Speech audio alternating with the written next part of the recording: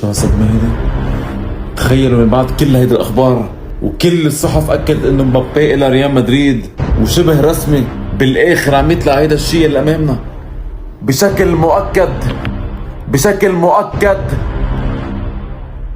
إنه بعد في أشخاص محترفة على الفوتوشوب عم بيضحكوا على العالم. يا جماعة الفوتوشوب خلصنا بقى، مبابي واضح إنه على ريال مدريد. لشو كل هالتوتر؟ لشو كل هالضحك على العالم؟ لشو كل هالأعصاب؟ خلص يا أخي، واضحة إنه مبابي إلى ريال مدريد وأنا متأكد لك هي. وإذا مبابي ما راح على الريال مش بس حلاقة دقن وسلحفات فوق راسي بنفس الوقت.